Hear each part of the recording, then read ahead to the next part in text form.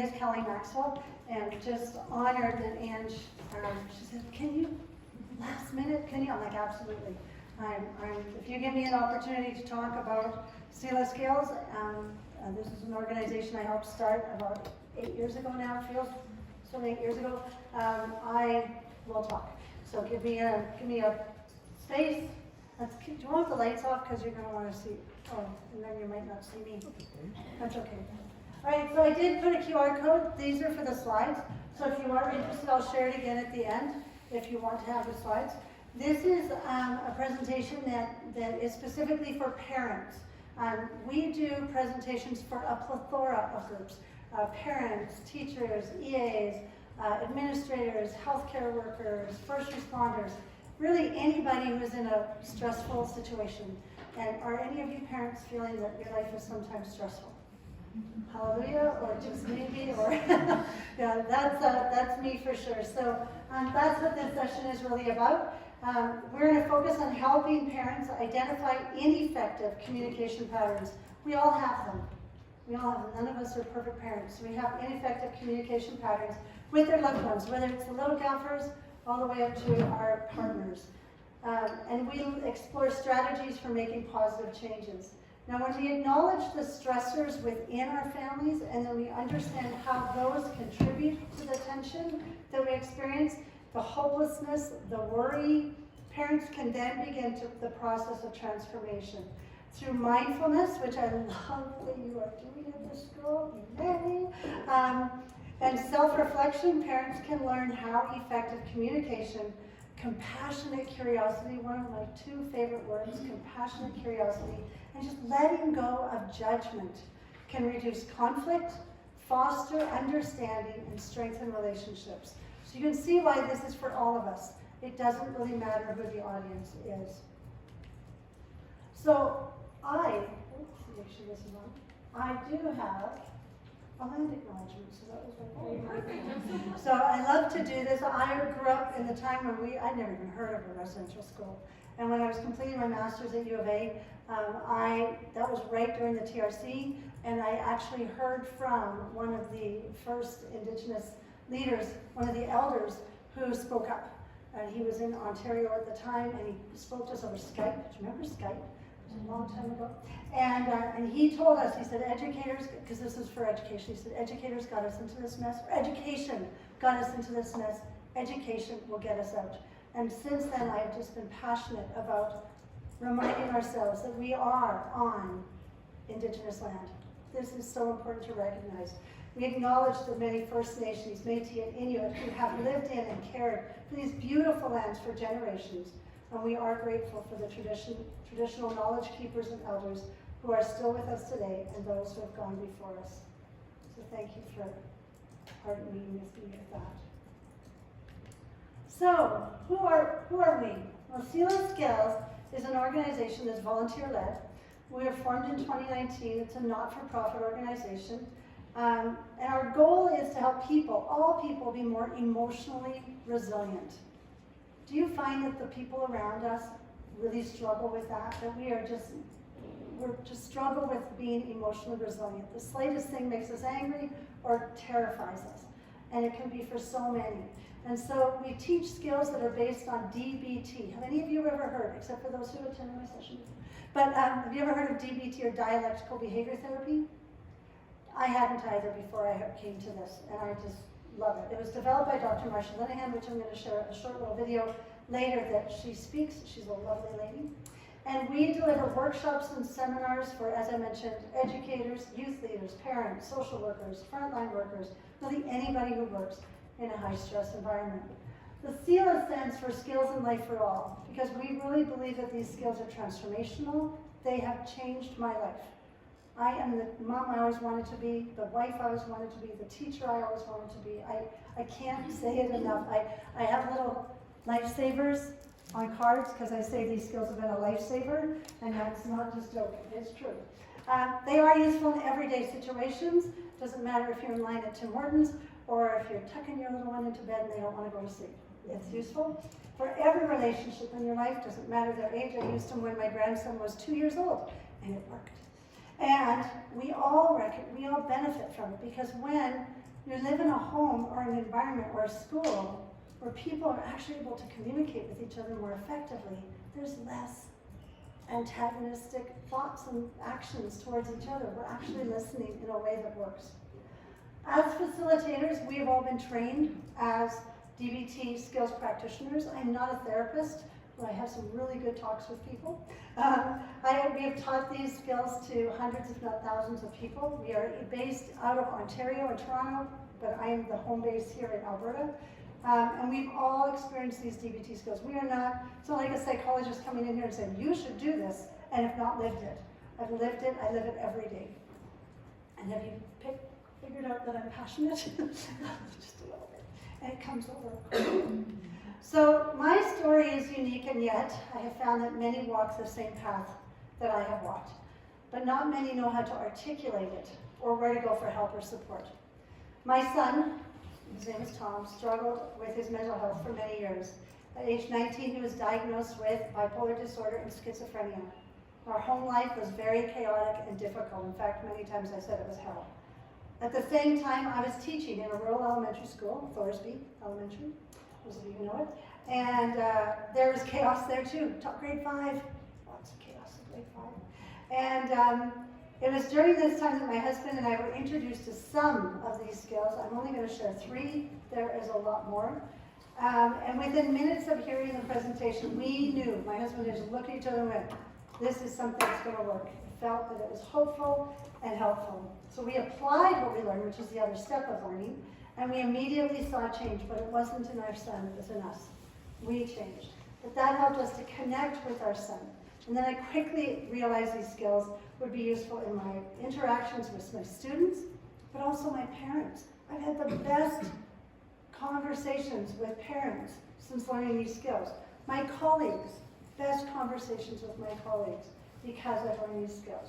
So this journey began in 2018, which feels like so long ago, and I have never looked back, and I'm so thankful I can be here today.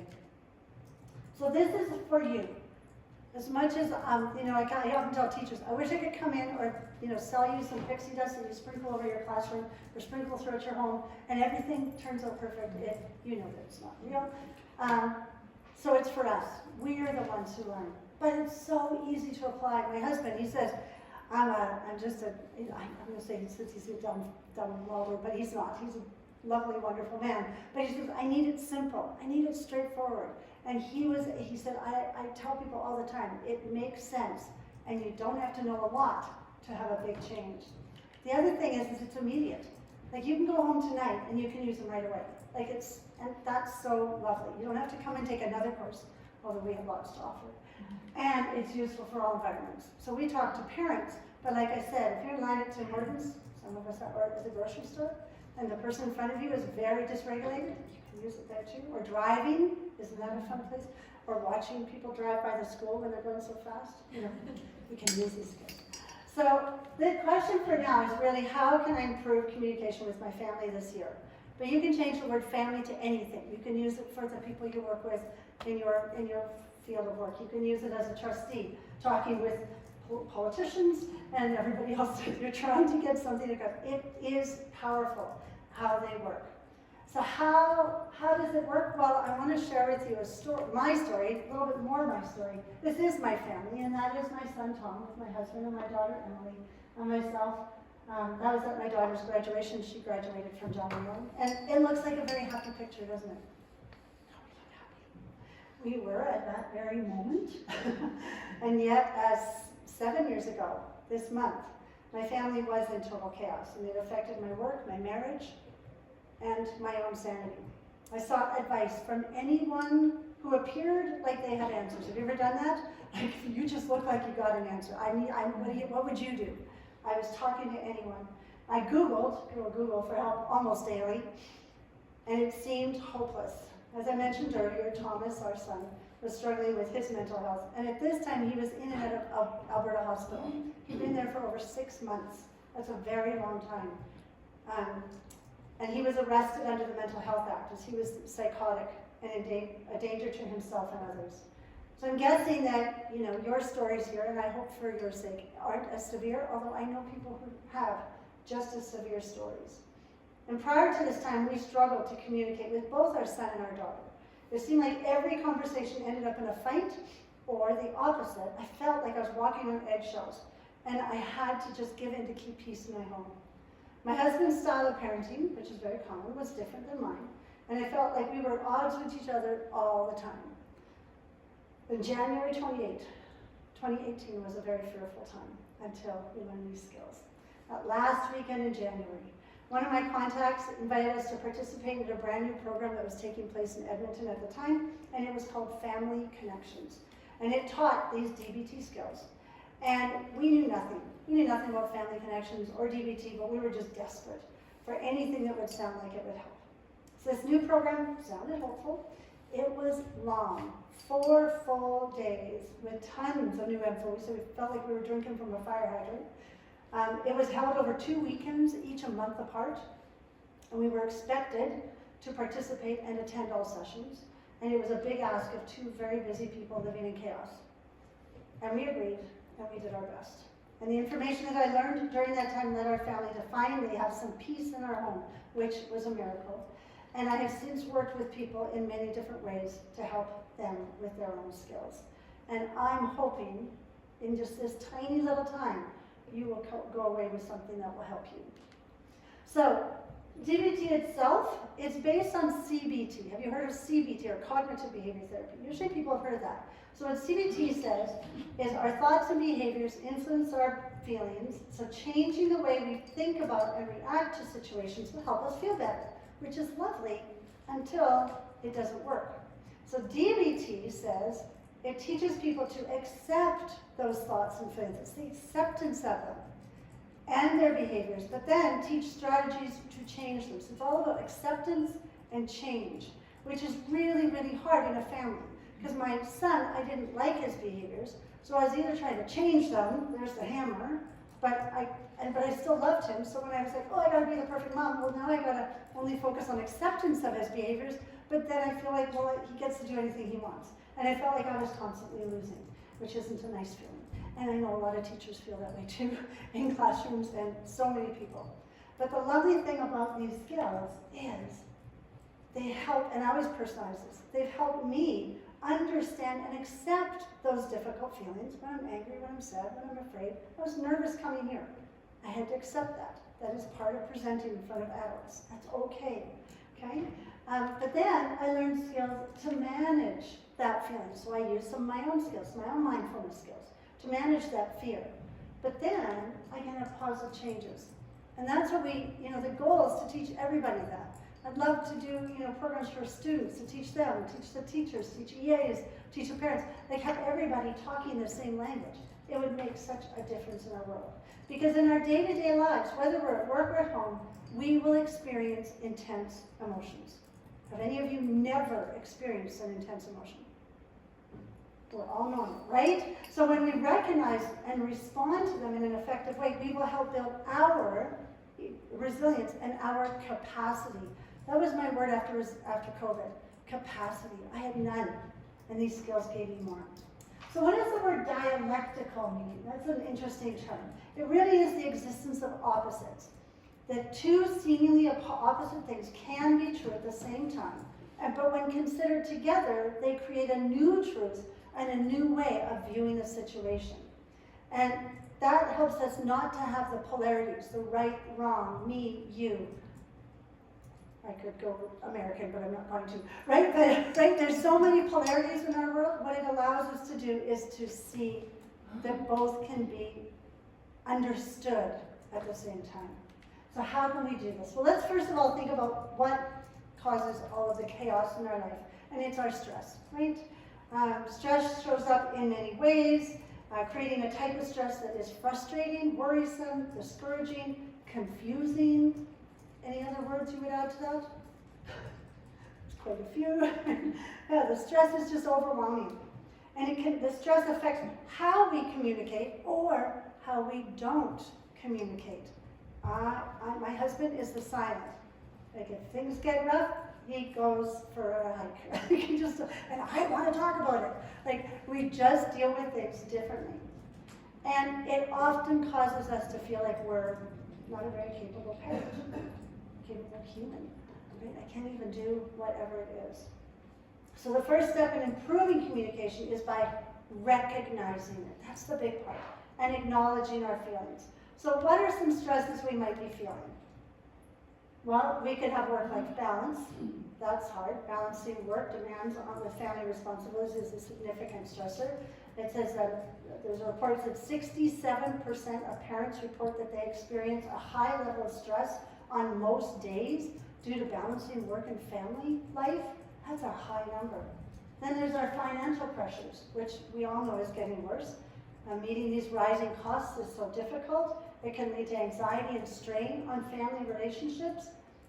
Then we have the parenting challenges alone, like just raising children. I wouldn't want to go back and raise a little one again. But I bet my parents said that, and the grandparents said that, right? But it is a very difficult time to raise a family. And then we've got increased behavioral issues. You're supporting their education, which I applaud you for being here tonight. This is the largest school council I've been to, and I've been to several in my career of 32 years. It's difficult for them to deal with peer pressure. Some of you are mentioning you have kids who are in junior high. That is a difficult time. And then you want to ensure their overall well-being. You care about your babies. Right? And most of all, they're your babies. And it can be so difficult. You want to know you're doing the right thing. Well, then there's technology and screen time. And that's hard. You want to monitor it. You know that's a scary place. And there's more and more stats coming out every day to show it. And yet it's useful and helpful. There's a dialectic, right? Both things are true. And having those discussions, do any of you have difficult discussions with kids about technology? Yeah, it's very common. And then there's the social pressures. Oh, don't get me started on social media and the perfect parent out there. There aren't no perfect parents. They just look pretty on there, right? And the expectations. Parents often face those pressures and expectations regarding their style. I was talking to one mom not too long ago, and she just had such a difficult time with her in-laws because she's doing things different, and they are very vocal. How hard that would be. And then your children's achievements. My grandson's in grade 3 and he's struggling with reading. I'm a teacher. That can be something that weighs on me. Of course, I care about him, and we're trying to help. But there could be that pressure too. And then we want that ideal family image. We want that happy picture. But then there's the stigma, and trust me, it's there. It hasn't gone away, of having a child that does not fit the mold. My son didn't fit the mold most of his life, and it was painful to be around. And so many people had so many opinions on what we should be doing. So think about how overwhelming and helpless that can feel. And as a friend to somebody, just think how overwhelming and helpless this is to them. As educators, think how difficult it is for the families who are coming here. Working in your environment, in EMS, how difficult, like having that perspective, it's just a different shift on how to do it. But what we realize is that all of those stressors affect our emotional resilience, and that's why, and listen to this, our loved ones' words, actions, the eye roll, body language, shutting the door, whatever, slamming the door, not even coming home, can feel so loud, annoying, and the favorite word of all, disrespectful. You're so disrespectful. Today we're going to introduce you to 3 skills. I'm going to introduce you, not we, although I am from CELA. How you can feel more calm and in control of your emotional response. Because that's what's key. You ever find that you're yelling as loud as they're yelling? Happened for us many times. Like my throat was sore. Their throat was, it's like this isn't helpful. This isn't working. Now it works better. You can listen with genuine interest. Even what they're saying doesn't make sense. You can have benign interpretation, we're going to talk about that in a minute, of your loved one's behaviors, even their thoughts. Because you ever had a moment where you know what they're thinking, they're not saying anything, but their body language lets you know, whatever. And you can have ability to manage that. And even their actions helps you to be empathetic. If I am not empathetic towards the person in front of me, I am not able to connect with them. And we're going to talk about that a bit. And then mostly, and the best thing, is it reduces conflict in your home, and it enhances understanding. And what does that do? It creates connection. And that's what we all want. This is what always, was at a teachers convention, oh gosh, 4 years ago. And I remember sharing this, and somebody came up to me and she said, Kelly, that's it. We're told we need to connect. You're telling us how to connect. Finally, somebody's got the tools. That makes sense. And I'm so happy for that. So, you've talked about mindfulness. Well, Marsha Linehan is the lady who started DBT many, many years ago, in the 70s. She herself has struggled with her own mental health severely to the point of suicide. And she told God, she says, God, if you get me out of this hell, the life that she was in, I will help others get out of theirs. And she has spent her entire life committed to that. And she has saved countless lives. She talked to us for a minute and a bit about mindfulness. Except we can't hear it. Okay, so if you have mindfulness, Okay, I'm just going to back up, and that works no better. there are a lot of different definitions of mindfulness. You got to remember that. Okay, so if you have mindfulness in psychology, for example, when mindfulness is in psychology, you're talking about the practice of paying attention, the practice of focusing your mind. And so it's really helping you to be able to stay attentive to one thing at a time. Doesn't mean you can't then switch to something else. But it's really a practice in effect between you and your mind. Okay, so that's sort of the psychological meaning of it. Then there's an entire other meaning of it, which is spiritual. And then the spiritual meaning of mindfulness is where you're practicing becoming one. Okay, so that's basically what the practice is. So how many of you have heard of mindfulness and not just what you talked about here, being mindful at your school? Have you ever heard of like the practice of mindfulness? Yeah, I'd heard of meditation, and I thought they were the same. According to DBT, it's so much simpler than that. It's the practicing of mindfulness is really essential to having control to focus on one thing at a time. Now think how hard that is. Isn't that hard to do, especially in this world today? But by focusing on one thing at a time and then add in without judgment. You ever watched something and gone, God, that sucks. Oh, that's stupid. That's judgment. You know, like any of that negative thought, I could have done it better. Don't do that. But think of talking to a person without judgment and focusing on them. And having the word should out of your vocabulary. Because that's a very, we often say we should all over ourselves, and I have to really clarify the D in that, but we do, we should all over ourselves. We are always shoulding on us and you. You should do this and you should do that, and it's very judgmental when we're doing that. So what we say is if we focus on one thing at a time without judgment, in essence it slows things down. The world is so fast. And then it gives us time to process, which allows us to respond in a more effective way. Think back to the last time you had a fight with someone. Chances are your mind was going super fast, thinking, how are you going to respond to that person? What are you going to say? What are you going to do? And it's so fast. And when we practice mindfulness, we slow it down. As we truly hear what they're saying. Think about how I'm going to respond, not yell, not judge, not tell them to calm down. Doesn't that work great? I watch TV so different now, movies and TV. I'm like, don't say calm down. It doesn't work, and of course it doesn't. It helps so much. Now, when looking at it from Dr. Marsha Linehan's perspective, it is a very psychological perspective.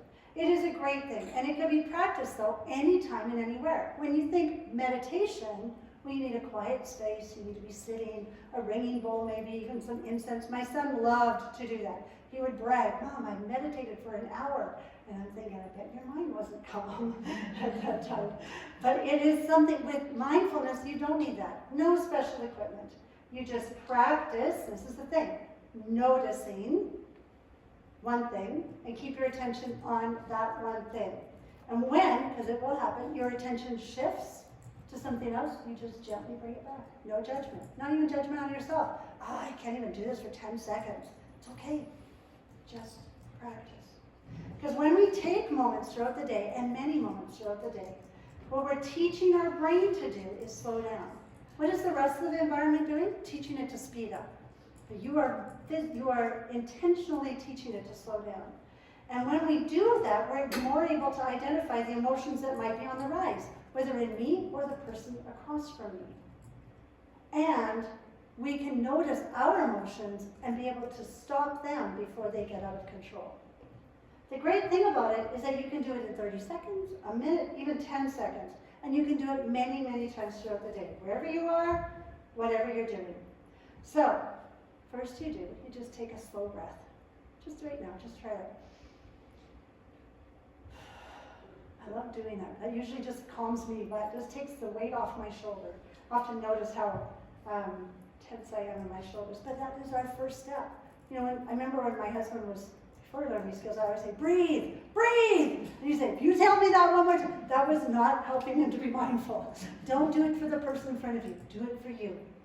And then pick something to notice, like looking even in front of you. Maybe you've got a screen, maybe you've got a can of pop, maybe you've got your hat there. It doesn't matter, you just focus on one thing. You focus on one thing and you notice it. Or, if you're lucky, go outside, take a breath of fresh air, well, hopefully fresh air. So, you know, if there's a skunk nearby, you can't see that. Or the thing that smells like a skunk, that's another topic. But you notice only the one thing. And what happens is, a lot of times, your thoughts are going to wander away, then bring it back. Focus on the one thing, whatever it is. And then, no judging.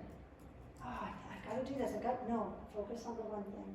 And practice several times a day. What happens is, when you need it, when that person cuts you off in traffic, or your child rolls their eyes, or you get that email, all caps, guess what happens? If you've practiced it, you can access it. If you don't practice it, it's hard to access, and chances are you won't. It's not one of those do it, done. It's learn and practice and practice and practice. And when we are in the present, we're not worried about the future, and this was a tough one for us with our son. Because I constantly worried, what's going to become of him? And then, worried about the past, if only I'd done things differently. Instead, focus on today. Because really, doesn't today have enough troubles of its own? Focus on one thing at a time. Well, in light of that, mindfulness is relationship mindfulness. So you take it a step further. And it's mindfulness of the person. So the other is noticing something. You know, looking at that. A great thing in the morning, a cup of tea or coffee, and just noticing the flavor, the smell, you know, the warmth of the cup. That's your mindfulness. But when the person's with you, you practice noticing them, just the person. And what happens is, when we are fully present in that relationship using this skill, nothing else exists. This can be difficult to do, and how many of you think, Kelly, there's no way to go screen earth? It can happen. Especially if they're struggling or we're struggling. If you're really stressed out and your child is stressed out, that's a really hard time to be practicing this. You want to practice it well in advance so that when the time comes, it's so much better. What does it look like? Well, what it means is you are fully present, active, and engaged with that person. You are listening with genuine interest. You're not just, here it comes again. My son, he wanted to build an art castle in Devon. He was sure that the town of Devon would give him the land in the ravines. Yeah, right? I'm like, really? You know, and so that was his dream. That's what he wanted. And he would talk incessantly about it. Every time he caught me, he's like, oh, Mommy, guess what? We're going to do this. And he'd just talk a mile a minute. And it was really frustrating. I was like annoyed. I'm like, it's not going to happen, Tom. That was that schizophrenia, right? The grandiose thinking, which is very common. So we want to have that genuine interest, and we want to have empathy. And it's hard to have empathy when somebody is saying something you don't agree with, or that doesn't make sense. It's so hard. That's why practice when somebody is calm. Practice with the loved ones around you, and using this skill with them. Because what happens is, when they do have difficulties, you're able to do it better. But the goal really is to be empathetic. You know, put yourself in their shoes so you can better understand what they're feeling. Notice that, though, this is not agreeing with them. When I finally learned how to do this, I didn't agree. Yeah, Tom, For sure, well, let's go talk to the mayor. Sure, he'll give you the land. I wasn't agreeing with him, but I acknowledged that this was important to him. And wow, that sounds really interesting. That sounds like something you're very excited about. That I could agree with. I couldn't agree with the fact that he thought this would happen, but I could agree with that. And it allowed me to be empathetic. How hard it would be to have a dream like that was impossible to reach. So think about a time when you were frustrated and somebody was talking to you. Chances are they wanted to help you fix whatever you were upset about. Have you ever had that happen? Is that helpful? A lot of times it's not. In fact, it tends to be frustrating. We aren't looking for people to fix our problems. We want people to listen without interrupting. I used to be so bad. I'm so much better now. And they want you to recognize their feelings about the situation. Relationship mindfulness basically encourages us to be, noticing the mindfulness, to be aware of thoughts, feelings, and behaviors while engaging in that meaningful communication. Again, without judgment. So what are the benefits of it? Well, first, you have better communication, so much better. And you have stronger connections, and you have improved conflict resolution. Well, better communication, well, if I'm present and attentive to the person in front of me, I'm actually listening. When I did that with Tom, it was like amazing. He just stopped reminding me all the time, because I finally listened to him. It helps to clear understanding and reduce misunderstandings. Misunderstandings are so painful, and it helps with that. So many times, when we have misunderstandings, that can cause an extra level of grief in our homes. And using relationship mindfulness helps. Stronger connections, well, it creates that stronger emotional bond. If you actually show that you care about what I'm saying, I'm probably going to care more about what you're saying. I'll probably trust you more. I'll probably want to talk to you more. My daughter and I used to be miles apart in talking. I learned these skills, but while I was learning them, she was living in BC. She has since moved back. We are closer than we've ever been. And I asked her, I said, Emma, am I a different mom now? And she says, oh my gosh. Oh my gosh. She didn't quite get that much, but I'm sure that's what she was thinking. Because I just was quick to fix, quick to judge, quick to try to help her be the best person she could be. And the other thing that this does is it improves trust. You know, we assume that our loved ones trust us, but they don't. If we've had disagreements, if we have conflicts with them, they're ready for a fight. They're not ready to trust. And so we can earn that trust back by learning how to be more skillful with them. And then there's the conflict resolution. We can learn their perspective, understand where they're coming from, and be more constructive in our conversations with them. It's so powerful.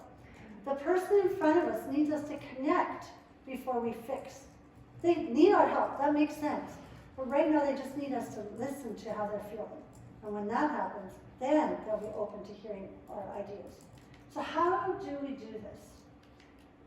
Big one is the device-free time. And I know a lot of people talk about this. You know, we want a device-free table. You ever done that?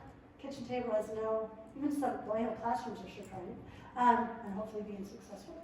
But at home, it's kind of hard sometimes. But sometimes, who's the one who has the biggest struggle? Sometimes the adults. Because I always have my phone handy in case I have that call, or, you know, the TV's going in on, you know, no, I was not intended on, sorry, as soon as I thought I was going to say, I thought, oh no, you have an excellent reason. But if somebody wants, if it's time, I need to put them away too. And that's the biggest thing. I noticed Tom came in one time and he was all excited, and I took my phone and I closed it, I shut the TV off, and I looked at him. And what would have been a very long, drawn-out, well, not even a conversation, because it was just him talking at me, was very short, because he finally felt that he was heard. And that is so powerful. So I tell even teachers, you know, it's really hard when the little one, especially the little ones, come and they've got so many needs, and you've still got to type a thing. And you try to think you're listening by typing, and you know, it's like, no, we actually have to turn and just give that few seconds of time, because sometimes that's all they need. The other one is that active listening. Active listening is where I'm giving full attention to them. My arms aren't crossed. Gotta watch that, right? That body language. I'm not looking past them to whatever's behind them. I'm and focusing on that person because I'm truly trying to hear them. And I'm going to use WAIT. And I love this acronym. DBT is full of acronyms. This is one of my favorites. W-A-I-T. Think about it. Why am I talking? So many times when we're stressed, we talk more. And when the person in front of us is stressed, and they're stressing us out, we talk even more. And sometimes we just have to stop. Take a breath. Just hard when I'm presenting. The other one is the mindful communication. Remember we talked about mindfulness. It's in everything DBT talks about. It's like the glue that holds all the skills together. The big one is don't argue with them. Does arguing ever help? I had a student say, everybody hates me. And I'd be like, I just saw you playing with, what do I say, Susie or Billy. Like, I always feel bad for those kids. But, I saw you playing with Susie at recess. But at that moment, that's their truth. Don't argue with them. We just acknowledge, that would be really hard to feel that nobody likes you. Because wouldn't it be hard to feel that way? At that moment, that's how they're feeling. So we learn how to not argue. We're here to recognize that is their truth. We summarize it back.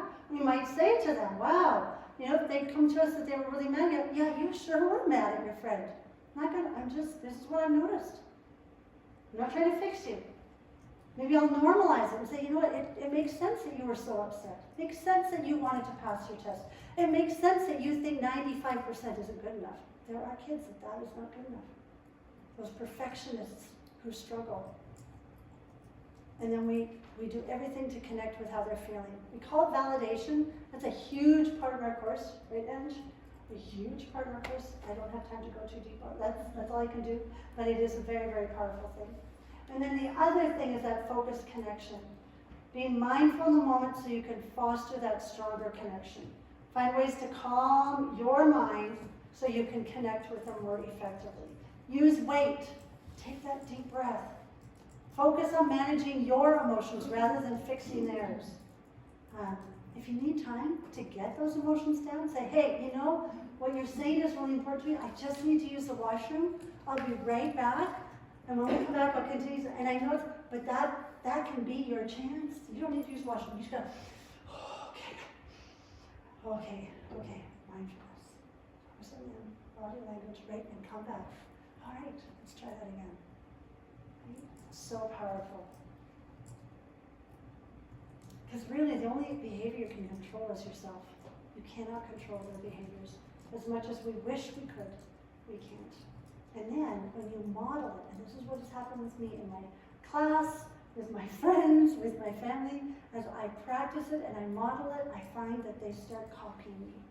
They start using it. We teach SEL all the time, social emotional learning. We teach it. What a better way to teach than by showing it. And then one of my favorites is check-ins. So one of the sad things about my story is 2 months after we learned these skills, my son died by suicide. And that time was insanely difficult for us. And my husband and I spent many, many days wondering how we were going to carry on. And we got to the point where we could do check-ins, but it was only by number.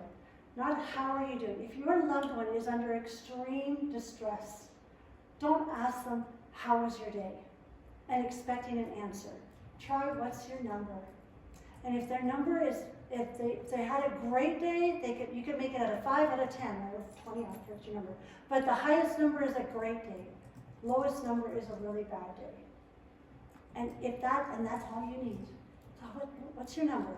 I'm a 1, and nothing else. You don't have to ask why, you're just checking in. And that can be powerful. Because when our emotions are at a 1, we don't have the capacity to explain to you why. We just are thankful that you care enough to ask that. And not the why. How come? Did you have a fight with your friend? Did you fail your test today? No. What's your number? And if you're at a point where you're texting your kid, just say that. You could use that with them, or just say, hey, just checking in with you today. Wondering how your day's going. And that's it. No lots of questions, because they might think that you're interrogating them. You want to know what's going on, and you just care. But it can be taken so many ways. And the lovely thing about it is you won't get it right. Sorry. You're all going to screw up. I do it every day. Well, hopefully not every day, but some days better than others. But the wonderful thing about skills is you can redo. So you go, hey, you know, yesterday I wasn't my best self. Can we do a do-over? We have that conversation again. I'd love to try again. And that just can make such a difference for you and for them, because that's what builds up the trust. So before I knew my skills, I was very impatient, unfocused, was always all over the place, very judgmental, very closed-minded, wasn't open to trying anything new, and I was definitely ineffective. I was not a good mom and wife. I wasn't bad, but I sure wasn't great. But after skills, I am so much more aware of what I'm doing, how I'm interacting. I am now more open to listen, and I'm a much better listener. I'm very curious now, thinking what's one of the other favorite things that as a principal in Edmonton Public, she gave us this idea. She says, instead of asking what's wrong with the kid, think what's their story? What's their story? Everybody has a story. We all have stories, right? What's their story? Be accepting of where they are at this moment. When somebody is very dysregulated, it isn't pretty, right? It's not pretty. We're not pretty when we're dysregulated. And just accept that that's the best they can do at that moment. And focus on connecting. It's so much better. So what if your interaction is it's just heightened up? Like that was great when you're having that difficult conversation, but what if they're like swearing, they're yelling, it's not to the point of danger and you have to call the police, and we've had the police in our home many times, but it's just, you're like, you're the worst mom ever. Have you ever heard that? I've heard that. I wish you never were my mom. I want, all those things, or teacher, or principal, or vice principal, or all those things. You would never hear that, right? Never, of course not. Heard lovely things about both of these two, so that really makes sense. So we use the term benign interpretation. I want you to think of the words benign and malignant. Which of those is the worst word? Which word do you not want to hear? Malignant, right? Malignant means that we are going to have something that's death, something very scary is going to come our way. Benign is the opposite of that. So when we respond to our loved one in anger, resentment is like the antithesis of connection. Retribution, you just wait till your dad comes home. I did hear that when I was growing up. Punishment, and I'm not saying I'm against punishment. Please don't get me wrong. This is not the airy-fairy, do everything they want. This is not that. It's just picking your time and place. And when they are totally dysregulated, they're not going to learn anything from the punishment except disconnection from us. So when that happens, we're seeing their words as malignant.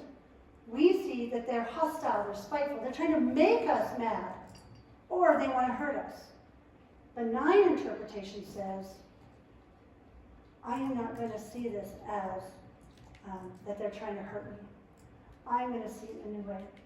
What it means is I'm going to interpret their actions or their words in a positive, if possible, chances are it's hard to be positive, but at least a neutral way.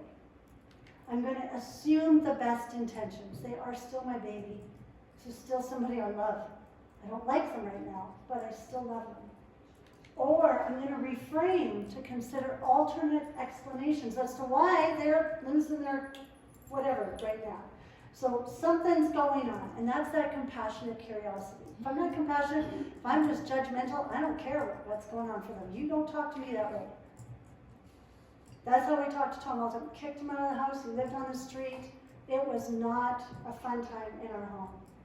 And when we finally realized and were told, your son is very ill, we just thought he was a pain in the butt and he was narcissistic. Isn't that a fun word? Manipulative, narcissistic, those are the words we used for our son. And then we found out your son is very, very ill. It's like telling someone who's got cancer, take care of yourself. That's what we were doing with our son. It wasn't fair. So how do we do that? Well, give them the benefit of the doubt. Maybe they're just having a bad day. Maybe something's going on. Avoid jumping to negative conclusions. Is that hard to do? That's very hard to do. But then focus on empathy and understanding. Try to think, what's going on for them? What's their story? What's their story? Something happened. But I'm not going to interrogate them to find them out. I'm going to take that relationship mindfulness stance and just let them know I care. They'll let you know if they trust you. They'll let you know if they feel that they are connected to you. So, How are unfinished chores going in your home? Does that ever have issues?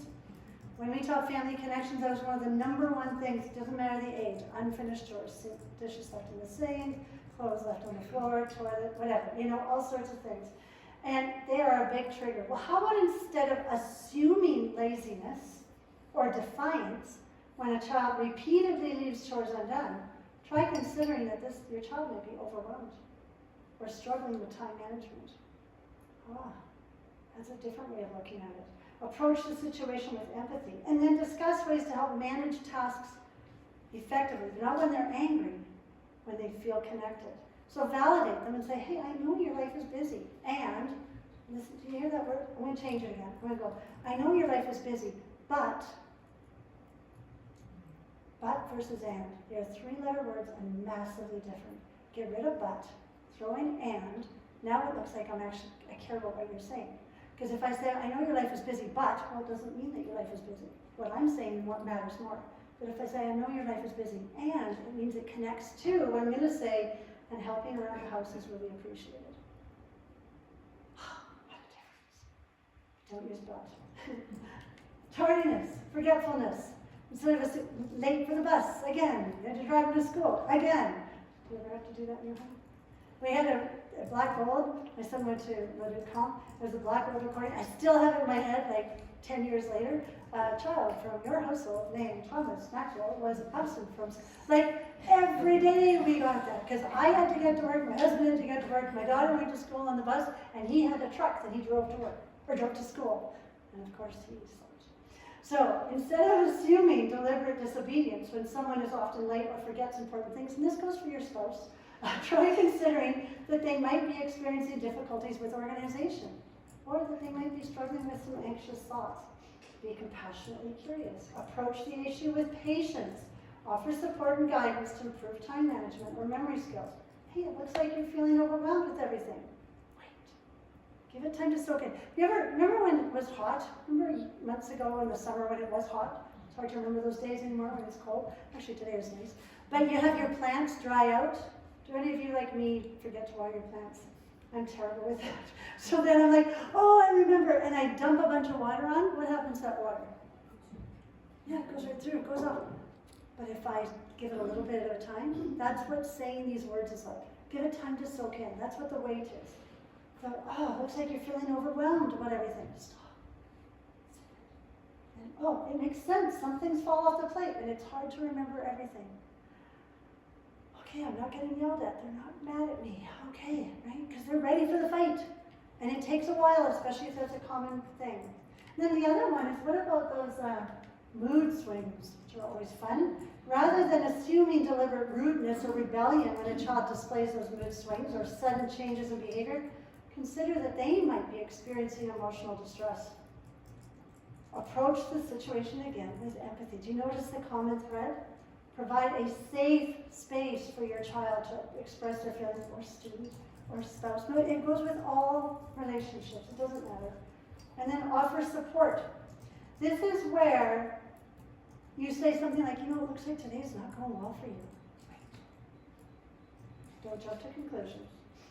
Understand it's not about you. And you might be wrong. Maybe they had a great day, they're just tired. Right? Just give some grace. Grace to them, grace for yourself. So, back to my story again. Before skills, I took offense. Oh my goodness, even sometimes they would say, Mom, don't take offense, but, like, I'm ready. I'm going to take offense. Ooh, that's good arguing. My son, we thought he was going to be a lawyer because he was good at arguing, so we'd argue with each other. Or just shut down. Like, I don't have time for this. Like, you can go for a drive. Parenting is hard. Or, you are so disrespectful. And there was lots of fighting. When it got really bad, there were times my husband and my son would fight to extreme, which those of you who know my husband are going, I can't believe Stu would ever do that. But yeah, they'd both be screaming at each other. I'd go upstairs and just pray. Neither of them, well, I wasn't worried about Stu, but I was worried about Tom. Fighting with the knives. Like, it was that scary in our home. Please understand, I'm coming out here from that. And now, the wait skill is huge. Just to shut up. So important to learn. It was not about me. When the parents, when we were teaching this at a family connections course, and that parent, her daughter, she said she'd been hospitalized so many times because of cutting. She says if under her clothes, she looked like a zebra. She had cut so much. And she said when her daughter was saying things like, I hate you, you're a terrible mom, she said she would just imagine that she had a mirror in front of her. Because that's really how she was feeling about herself. And that's how she felt about herself, so that's all she could. It was just like, bleh. She couldn't keep it in about herself, so it was going on. How hard would it be to be that child? So you have to think there's something going on. Something going on, and then learn to validate. Learn. It is a superpower. Do I have time for one more skill? Can I go? I have one more skill? Go for it. Okay, last one, and this is, what if none of that works? Sorry to tell you, sometimes they don't work. So I'm trying to be mindful of my relationship. I'm trying to use these skills of benign interpretation. I'm trying not to take offense when they say things, and still, chaos ensues. And then there's radical acceptance, and this is a huge one. Radical acceptance is the skill for when your life or the world is not exactly how you want it to be, which means that for most of us, this is the skill for always. Radical acceptance means accepting this instance or this situation exactly as it is in this moment, accepting that this moment couldn't be any other way, given the billions and billions of things that have happened to lead up to it. Now, before we go any further, let's make something very clear. Radical acceptance does not mean we have to approve of or like our life in this moment or the world exactly as it is. Some of us are living in hell right now and want desperately with our whole being to be out. Radical acceptance is not about getting rid of that wanting. Radical acceptance is about turning our minds from rejecting reality. When we tell ourselves how life shouldn't be this way, it usually only creates more suffering for us. Instead, radical acceptance is about accepting reality, recognizing that everything is caused, whether we like the causes or not, and understanding that changing reality requires accepting it first. Practicing radical acceptance then requires first noticing that we are fighting reality. The word should is often a good indicator of non-acceptance or the unhelpful attitude of why me. Once we're aware that we're rejecting reality, you can take a step back and observe what's going on in your mind and body. You can observe what rejecting reality feels like. Now make a choice to work on accepting reality. Turn your mind towards accepting. Take a deep breath. Turn your palms up into a willing posture so that your hands are communicating to your brain that you're working on being willing. Remind yourself that everything has a cause, even situations that elicit great pain and suffering. Remind yourself that life can be worth living even with these painful moments. Remind yourself that it's okay, actually more than okay, to have sadness about how things currently are for you or for the world. It will take time, maybe a long time, to get to a place where practicing radical acceptance leads to greater peace and calm. Keep practicing over time. You will find that if you stop running away from reality, you will become more effective and therefore more likely to reach your goals, enact positive changes, and make the next moments ones that are easier to accept. And that's a very deep, this is just scratching the surface of this, but it is, the main thing is it's just not approving or condoning our current situation. If I have no relationship with my child, I was talking to a mom the other day, and she says, my son's just written me off. He's changed his last name. I never get to see my grandson. Like, total, and how painful would that be? How painful. But if you're fighting it constantly, then it will bring, every time you think of that one, you're just being angry. Instead of radically accepting and, and saying it is what it is, that brings opportunity for change. And it's really what we want is change. So it really is a powerful skill. It's embracing and accepting reality as it is. No resistance or judgment, let go of control and need of perfection. Easy? Absolutely not. It is not easy to do. We want to recognize that We're basically acknowledging the strengths and limitations of every family member. We're accepting situations and circumstances that are beyond our control, and we're letting go of the need for perfection. It is not easy. It emphasizes embracing imperfection and uncertainties within the family or school, any relationship, and to foster understanding. That's the key thing, right? To foster that I understand where you're coming from. I then am able to build resilience for me to help for you, but then it does build harmony. And that is for all of our imperfections, mine too. None of us are perfect, and it's so helpful when we learn it. So what are the benefits? Well, obviously it will reduce conflict. If I'm not fighting for things to be the way I think it should be, obviously there'll be less conflict. I'll have more understanding of each other. We are going to be back to our relationship mindfulness that way. You are seeing the person as someone who has their own story, not someone to fix. It promotes resilience for all of us. We learn how to radically accept life as it is. We stop suffering about what happened again in the past or in the future, and we focus on today. And then it fosters the support that we all need. And it's part of so many things that we talk about. But when I'm stopping to try to fix the person in front of me, they are more open to hearing my ideas. That's the biggest thing that's changed with my daughter and I. She wants to have my thoughts. And I don't think it's just because she's turning 30 and we've made it through the teen years. I think it's because I'm a better mom. And what also happens is they're not always on the defensive. They're not ready for the fight. My husband used to say he'd see the shipwreck happen before the ship even reached him. And that was, his son came in, or Tom would come in the door. He knew there was going to be a fight. Or he'd come downstairs and he'd see a mess down on the main floor. He knew there was going to be a fight. Now he's like, you know what? It is what it is. And it changes so many times. And it takes time.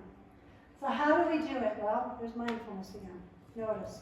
Notice how you're reacting. Notice that rise in emotion. Take that breath. Practice mindfulness. Have that open communication. Have open and honest communication. You know that it's been hard for me during this time, and I want to be a better mom or a better dad. I'm trying to do things differently. Judgment and criticism are so easy to jump to. They become a habit, and it's one that we learn to acknowledge and then say, you know what, like I mentioned earlier, can we try that again? Can we try that conversation again? I wasn't my best.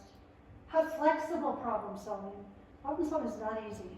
And when somebody's lid is flipped or they're dysregulated, they're not ready for problem solving.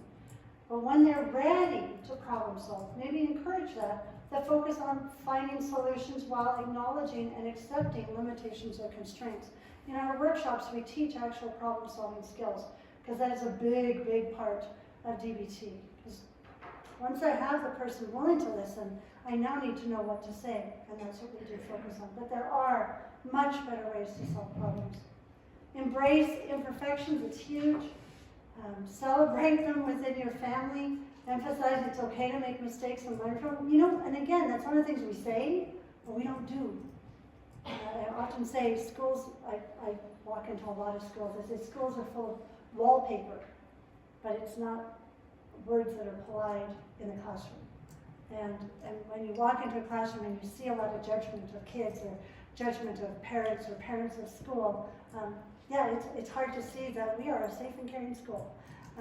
And that goes with our homes as well. But when our actions and our words speak the same thing, it can be powerful. And that's what this can do. Because you're not expected to be perfect. And then, you know what? Let go of grudges. Have a very short memory. Encourage forgiveness and letting go of past resentments or grudges, fostering a more peaceful and supportive home environment. Model it, model it, model it. That's what works best. There are challenges to this. A lot of times it can be resistance or lack of understanding. What is the definition of insanity? Doing the same thing over and over again and expecting different results.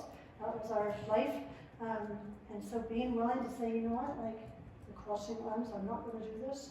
This is all that woke or whatever word somebody's going to have. This is not that. This actually works. It's been researched and it's amazing.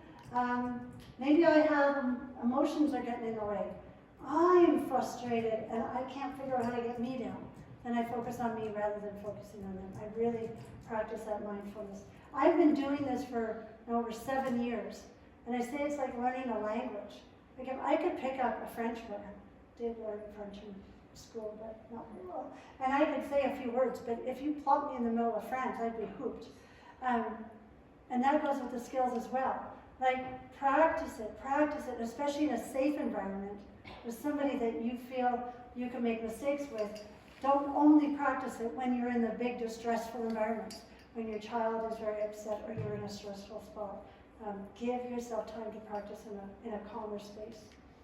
And be consistent with it, with your practice. One of the lovely things we offer with our Sila Skills workshops, when people take that, is we have monthly, we call it Skills in Action or SIA sessions. They're free, people can come on every month and we just talk. How are the skills working? And they're like, I tried this, it didn't work. And we'll be like, hey, what? And we just coach. And that's our job. We want these skills to make sense and work for people. It's not just a take it and go. It's a take it and we'll walk with you to do it. And then of course there's those ineffective patterns. Many of us were not raised this way. I sure wasn't. My parents were lovely people, but it was a lot of shame and blame in our home. And my daddy would not have, he'd be like, like that would not have gone in our home. And so sometimes it's breaking those patterns of how things look. So how do we overcome that? Well, just be willing to try something new. You say, okay, Kelly, this sort of sounds interesting. I'm willing to take another seminar. We can go online. We've got a whole schwacker on the parents and anyone else. But remember that you have to put the oxygen mask on you before you help the child. We need to help ourselves first. If I'm not effective, I can't expect them to be effective. So it's that whole, like when we get on the plane, putting the oxygen mask on first. So it's been usually it's more attractive. I feel like I'm just, sorry about that. But what did we talk about? Relationship mindfulness, just be fully present. Big one is no judgment. Have empathy, focus on connection. Benign interpretation, remember, be positive or neutral. It's their best intentions. Don't jump to conclusions. It's not about you. Remember the mirror. Picture the mirror. That one really helps me. And then radical acceptance. Embrace and accept reality with no resistance, which is hard. No control, which is hard. And no perfection, which is hard. And I remember the first time I learned these skills, that's what the instructor, she said, like I don't know how many times she said, is this hard? This is hard. This is hard. She must have said about 15, 20 times. I'm like, you got it. And then we tried to live it, and we're like, yeah, this is hard. And it's worth it. Because once you learn how to use these skills effectively, it changes every interaction you have. Remember, don't be afraid to ask, what's their story? So remember my story? It's only through these and other skills that our family is still able to smile today, especially after losing that beautiful boy. He was only 23 years old when he died. We have learned to focus on relationship mindfulness over wanting things to be perfect. We have desired to interpret our loved ones' actions and words in a benign way rather than take offense. We have resolved to practice radical acceptance rather than fight the reality of what is. And are we perfect? Absolutely not. But we are doing so much better than we ever were before.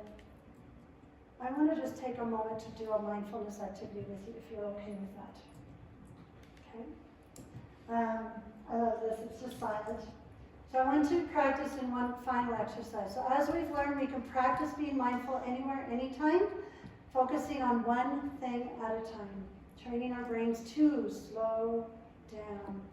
So please focus on my voice, and if it's available to you, if you are wanting to, your breath. If not, you can pick an object around you to focus on. Your eyes can be open or closed, and I love that about mindfulness. You don't have to close your eyes, but I often find it helps me. And if you do have your eyes open, just gently gaze down towards your feet, just not focusing on me, or you can look at the screen. So take a deep breath in.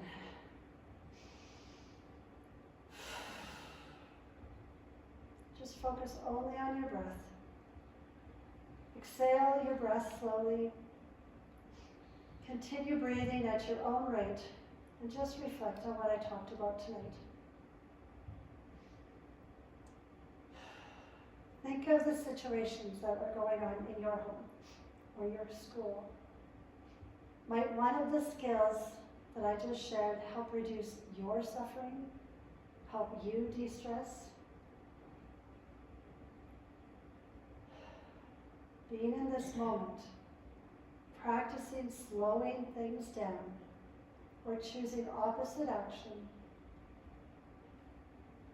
or even learning how to validate yourself. I'm doing the best I can. What can you do tonight, tomorrow, this week, to be intentional about practicing one or even all of these skills? Remember, to build resilience, practice is necessary. So what is one thing you could do to ensure you practice? Regardless of what you do, remember this: check in with yourself. Be kind to yourself. Give yourself grace. Each moment is a new moment. Each day, a new day. Take a few more deep breaths, and when you're ready, bring your attention back to me. I love talking about these skills. I could do it every day, all day long, because I really believe in it. And one of the things that we have are workshops and seminars to help you continue this conversation.